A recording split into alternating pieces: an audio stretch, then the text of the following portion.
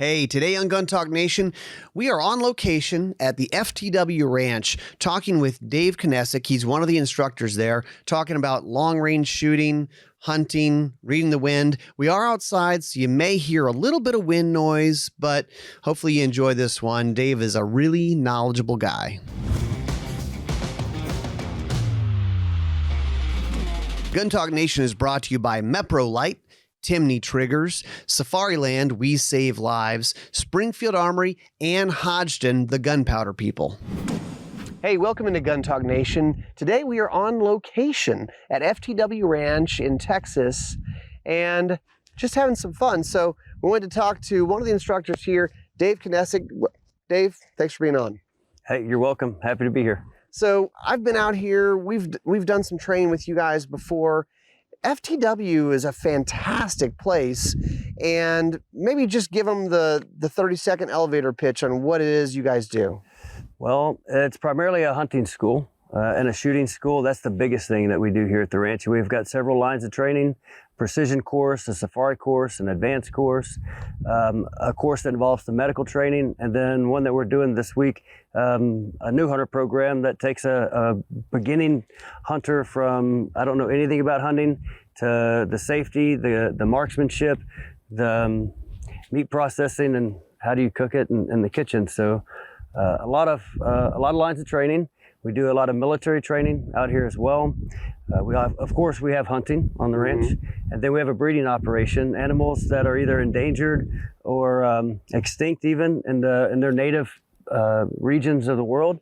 Those are the animals that we focus on, and that's what our breeding operations is based around. I love the idea of saying we're primarily a hunter training, because that is somewhat of a foreign concept to a lot of people. I think they go, well, I grew up hunting, or, you know, I just know how to hunt. I just go hunting. We're like, well, but are you good at it? And I mean, obviously people are catching on because the classes are full here.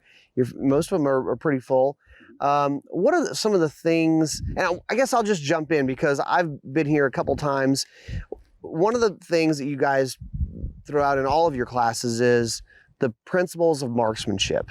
And I think that's a great list to run down, because it really, for anyone listening or watching this, you can quickly improve your shooting if you pay attention to those. Sure.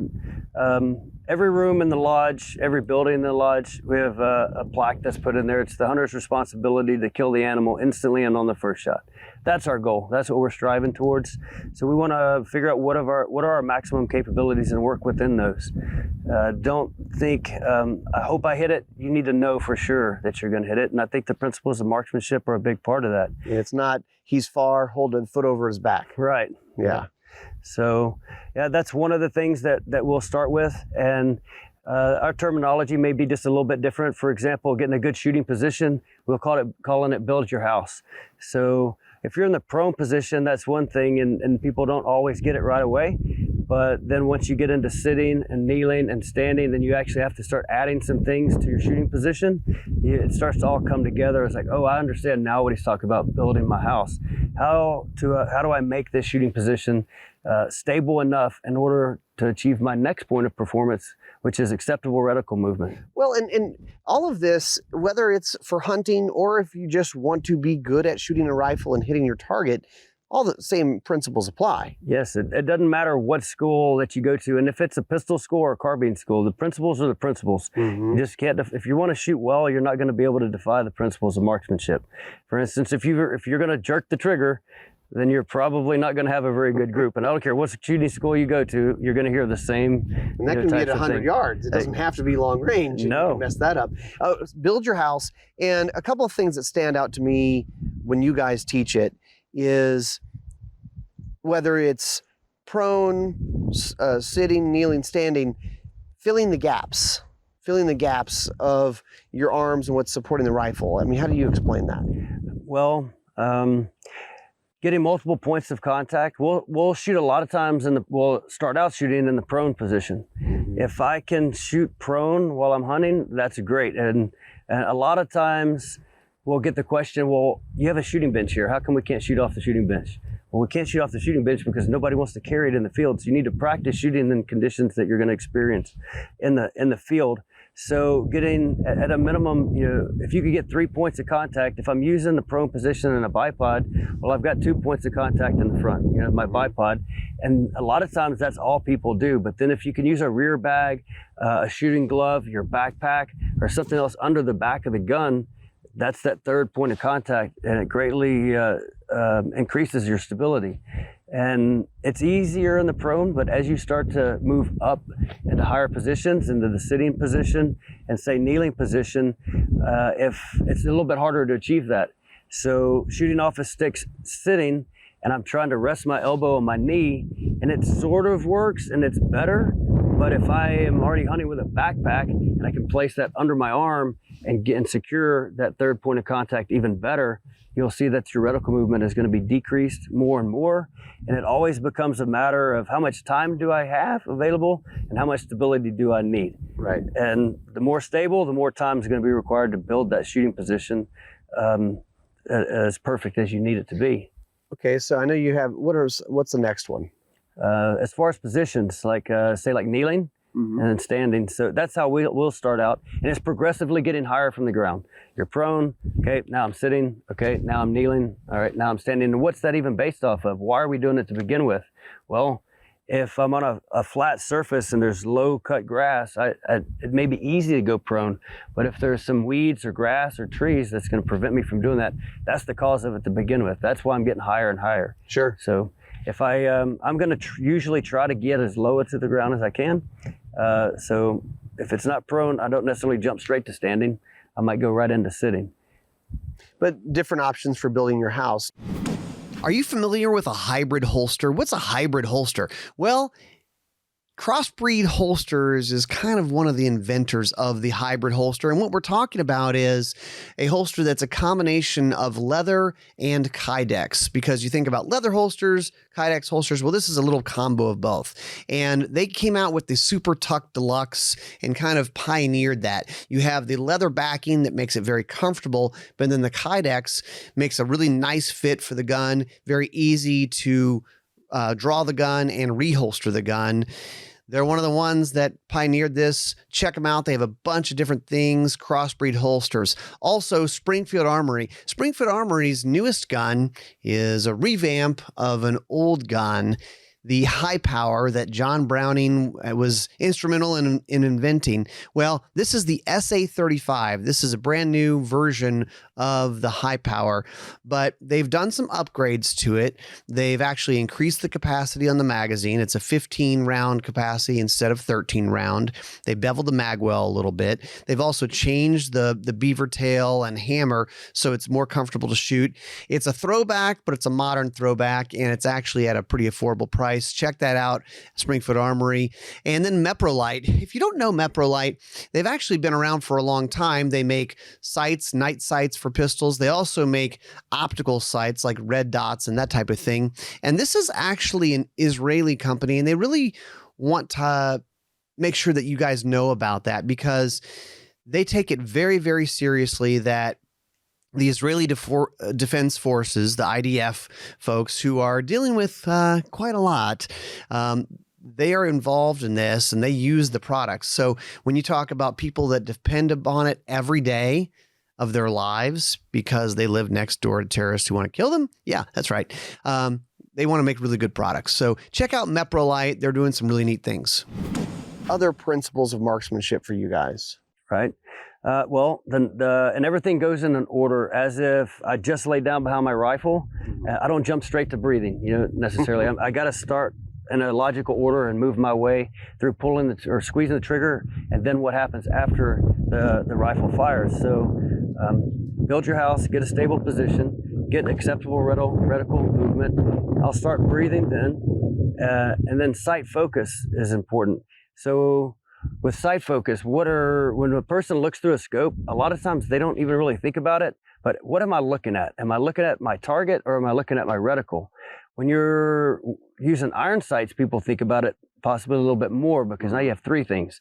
You've got a target, you've got a front sight, and you've got a rear sight. And again, in a school that's going to teach you anything with iron sights type shooting, whether it's a pistol or a carbine or a rifle, whatever, likely to say, hey, you need to focus on the front sight. My eye can't focus on 3 things at a time. Right. So I'm focusing on the front sight. Well, with a scoped rifle, you still have 2 things to look at. And that's what people don't think about all the time. I have the target and I have a reticle in my scope. So look down range, I'm seeing the target, which target am I shooting at, or observing the animal. And then when it's coming time to shoot, you should switch your focus from the target to the reticle. You're really concentrating on that. And especially if you're doing holdovers or wind holds, and you're trying to hold 2 minutes high on the reticle, or you're trying to hold using the reticle half notches or whatever it is. Yeah, so you're like, hey, hold half a mil right. Now I'm really focused on half a mil right and putting that exactly on the target where it needs to be. So reticle focus or sight focus, I should say, would be the next point of performance. And then I'm finishing my breathing. Take 2 or 3 nice deep breaths. If you breathe and shoot, or if you shoot while you're breathing, especially in the prone, as your chest is coming up and down, that's forcing your crosshairs up and down. Sure. So now you're shooting a moving target. Not necessarily the target's moving, but your crosshairs are moving. And if people are stringing impacts up and down, a lot of times that's Probably the case. Breathing issue. Yeah. Sure. So take that final deep breath, exhale to your natural respiratory pause, and let everything settle down just for a second, and then move on to your next point of performance, which is going to be trigger control. Well, and trigger is where everything kind of comes together. I feel like it's I don't know, I guess all of them are important, but I feel like trigger is the one that people struggle with a lot, and it's the one you kind of can't get away with. Sure. And when, especially a new shooter, and not necessarily just a new shooter, whatever you're trying to learn, if you throw 7 or 10 things at a person at one time and you give all of them the same amount of emphasis, if everything's important, then nothing's important. You know what I'm saying? So if a person's body position maybe is a little crooked, or maybe they're having some follow through issues or something like that, I'll cut them some slack on that until we get the ones that are super important accomplished first, and then we'll continue to move on. So yes, if their sights are on the target and if they can squeeze the trigger, I'm going to focus on those 2 things first, and then I'm going to carry on with the trigger control. I mean, the goal is to squeeze the trigger so that the gun fires without influencing the rifle and knocking it off or pushing it off target. Why do people do that? Why do people anticipate recoil? So sometimes the most common school of thought is, I'm afraid of what this gun is going to do, or the last time I shot it, it kicked so bad it hurt my shoulder, or it's a brand new gun, it's a 4.58 lot that I just bought, and I know it's going to kick hard. And it's like, and that's one reason people will jerk the trigger. But another reason people jerk the trigger, less thought about, is because they have reticle movement. So they don't have a great shooting position. They have some wobble in their reticle, and as that crosshair crosses through the center of the target, they have the urge to jerk it really quick and try to hit it. So if you have what is acceptable reticle movement, then if my wobble is within 2/3 of that target, if it's in the kill zone, or if it's on a 6 or 9 inch plate and it's not off of one side to the other, but it's acceptable. Always there. Yeah, it's just floating around the center. Carry on to your next point of performance. And I love the acceptable reticle movement concept that you guys put out there, because if you take a minute and you think about it, and you have a very good rest, and you'll never have maybe no wobble on a reticle, but the wobble is all on the target. As long as you don't jerk the trigger, you're going to hit the target. I mean, all things being considered, that reticle, it's not like, well, it's off, it's on, it's off, it's on, let's go now. Right, and acceptable. Again, just like you said, if I've got a 12-inch target, I don't need 0 wobble. If I could achieve it and it took me 10 minutes, or I could have 2 inches of wobble in 2 seconds, well, there we go. That's acceptable. Carry on, let's go. We don't have all day. If you're into guns, shooting, hunting, anything to do with guns, you have to go to Brownells.com and check out what they're doing over there. Basically, they've got pretty much everything that you could ever want, no matter what your interest is in guns, whether that's concealed carry, precision shooting, long range shooting, hunting. They have everything. They sell guns, they sell ammunition, they sell optics, and more importantly, they sell all the little things that you need, whether it's mounting an optic or doing a little gunsmith project, a lot of ways to upgrade what you're doing with your gun. They've got everything, and they have techs that really know what they're doing, whether you're communicating with them online or giving them a call. Brownells.com is a great place to start. Smith & Wesson.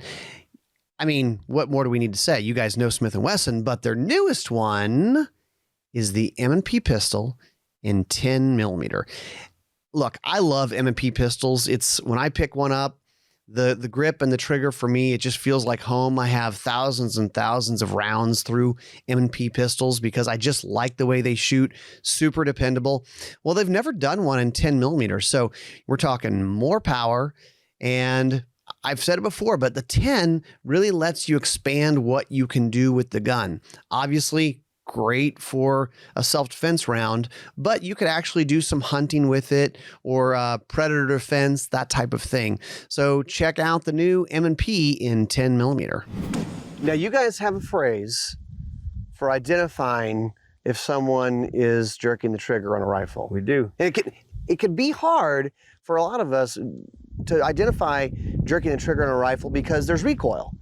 But there's something that happens after that kind of is a clue. Yep, and anybody that's been here to FTW knows, and they've heard it before, you know, don't be a booger flicker, right? And it's like, what are you talking about? What's a booger flicker? Well, so if anybody's ever worked with a new shooter, maybe they've got a rifle, they know it shoots well, their student or whoever is there with them, and they've just shot the rifle and it's shooting a 1-inch group. The next person gets on the gun and it's a 4-inch group. Mm-hmm. And usually, whoever the instructor is in that instructor role will say, well, you're jerking the trigger. I don't recommend it always, like for a husband and a wife, you know, kind of a combo. Our wives come here sometimes, but one of the other instructors will instruct my wife, and I will instruct his wife. It works better this way. So, because when I tell my wife you're jerking the trigger, she don't always agree with me. She says, I'm not jerking the trigger. So then I get this clever idea. What if I'm going to go and help you load your magazine, but then I just kind of depress that round in the magazine and let the bolt go over the top without one going in. Empty gun. An empty gun, right? And then they shoot, and then they jerk the trigger.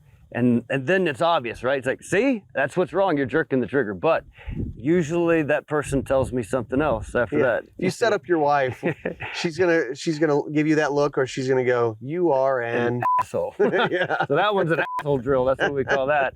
And if you do it too many times, you kind of are, I guess, right? And it can be a little time consuming. Other than doing that, I can watch 6 people on the firing line, and as they're shooting, I can watch how they're squeezing the trigger, and I can determine if they're flinching without doing a drill like that. And it's kind of a subconscious response. It's like a reflex. So what I ask my students to do is to squeeze the trigger, slowly apply pressure to the trigger, squeeze, squeeze, squeeze. And then when the rifle fires, let their trigger finger stay in that rear position. Hold that position throughout recoil. And that's what I ask them to do.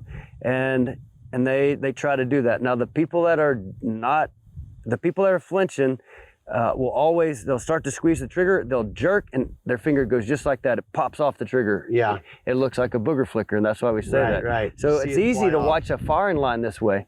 You can watch everybody laying down, and that person just squeezed, he held his trigger to the rear.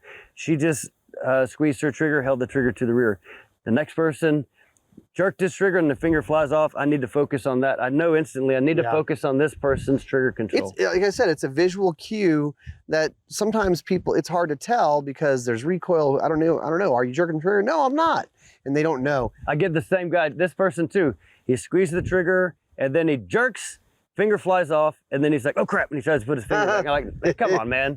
I saw that, I know what you were supposed to do, and I busted you. And I will admit when I kind of switched to doing more of this precision rifle work stuff, I don't think I have a bad trigger press, but I do tend to not hold the trigger to the rear after the gun goes off a lot of times because I shoot a lot of pistols and carbines where you're doing all this double tap or you're trying to shoot fast stuff. And I'm just used to trying to reset the trigger. And totally different idea in the way you're doing it here.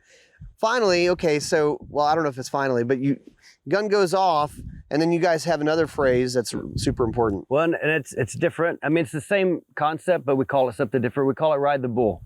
Right, and ride the bull is proper follow through. So the rifle is fired, recoil happens, your body accepts the recoil, and then you're back on target. Let me tell you what the people do wrong usually. So this happens, the rifle's fired, and throughout recoil or just after recoil, their head pops right up over the scope. They look over the top downrange and to see where their impact was. Right. Or they'll look over their shoulder at their spotter and like, did I hit it? I'm like, Right. Don't do that. I mean, you've got a nice scope on your rifle. You should make use of it. Keep your head down, keep your finger to the rear. That's ride the bull if you're doing it properly. So the rifle's fired, trigger remains to the rear, head stays down onto the stock of the rifle. You're still observing through the scope, recoil's finished, I'm back on target. And the reason you're trying to do it is important. You're trying to do it so that you can see impact. If it's a windy day and you saw your bullet just barely went off the left side of the target, then maybe that gives you some feedback. Okay, I had a poor wind call. I need to increase a little bit more wind left to right. But if you don't see your impact, then you got nothing. And then you're just gonna send another one, but you have no idea which way to correct. Now, here, of course, you have a spotter and he's gonna help you out with that. But then there's a communication thing that has to happen. I've got to observe it.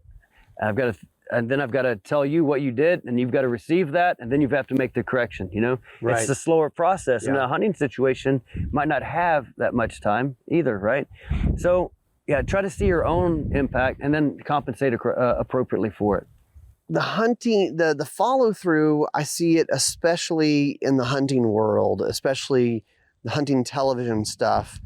And it drives me crazy because that's the way I grew up, was reload the gun, get back on the animal, and assume that your first shot didn't work. Assume that the animal is going to run, going to get up, so you're going to have to put another shot into them. But a lot of hunting TV is edited this way. Sorry, I'm just saying, where it's boom, high five, animal goes down, and you see the guy look up. You never see him reload his gun and get back looking through the scope at the animal. Maybe he did, maybe he didn't. Who knows what they didn't edit? But it's just like, it drives me crazy. But I think ride the bull, you ride it, that recoil, come back in. It's two sight pictures, and we'll talk about two sight pictures when we're doing pistol stuff. And I mean, multiple things could happen. The animal could fall down, boom, just like that, and it's down. The animal could get hit and it could run. Or it might fall down, it might stand back up, and it might start to move away.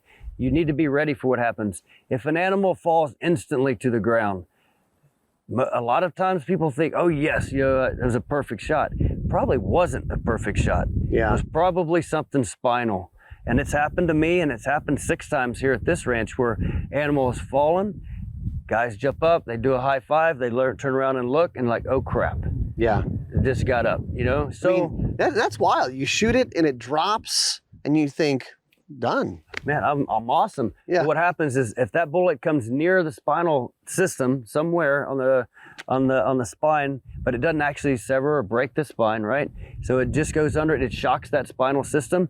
That animal will collapse to the ground. It'll start to regain its sensitivity, and before you know it, it's right back up and on its feet. So when we see that here, I mean, an animal drops, I'm like, get back on your gun, reload, get back on your gun. Do you have it in your sights? All right, keep watching him, and we'll stay on that animal for a significant amount of time until we're like, okay, we're confident that it's down. And look at it. You know, you'll start to get some telltale signs, like, you know, its head, it's either moving a little bit still, or its ear starts to twitch, or a leg starts to move, and then the other leg starts to move, and it's like, hey, you better, it's time to put another round in this thing. So yeah, try to have good follow through, make your shot. No matter what happens, if you want to do something else, you're going to need another bullet. So whatever, instantly reload, get back on the target, be ready to fire that next shot if you have to. Well, the bottom line is, as I said in the beginning, we're not all born brilliant hunters or brilliant shooters. It's a kind of a strange skill that has to be acquired. And so this is kind of a special place. FTW Ranch is a special place for that. I guess they can find out where you guys are online. You got classes running all the time? Sure, yeah. We've got classes almost every week that we're running. I'll be here on December 26th. All right. Yeah, well, it's worth it to put in a little bit of time and a little bit of cost to get better, whether you're a hunter or whether you just want to improve at being a shooter. And you guys do teach just precision rifle stuff that's not specific to hunting necessarily. Sure. And also, it's really a whole lot of fun. It is. It's great fun. It's a great way to challenge yourself. To work on your hunting, if you've got a 100-yard range and a piece of paper, I mean, I don't know if I have ADD or what, but or if I'm the only one, but I can only do that so long. Right. And I get bored. Well, I didn't even mention that part. Is how many ranges do you guys have? 33 active ranges now, and distances from 0 to. Our longest range is 4,500 yards. But so most you of will be challenged. Most of the ranges are out to, or a lot of them are out to 700. Many are out to 1,800 yards. One is out to 2,500 yards, and then the other range that we have is out to 4,500 yards. For lots of different targets and setups, uphill, downhill. I mean, we're at about what, 2,500 feet elevation here? Yeah, they're very almost close, right at 2,000 feet. And you've got a lot of hills, the hill country of Texas, 12,000 acres. So, Dave, thanks for walking us through this. I hope that people kind of pick some of this stuff up and apply it for their shooting. Well, it's FTW SAM, and SAM is SAAM. It stands for Sportsman, All-Weather, All-Terrain Marksmanship Training. And that's what we're all about. Awesome. So. Good. That's it for us. We'll see you next time on Gun Talk Nation.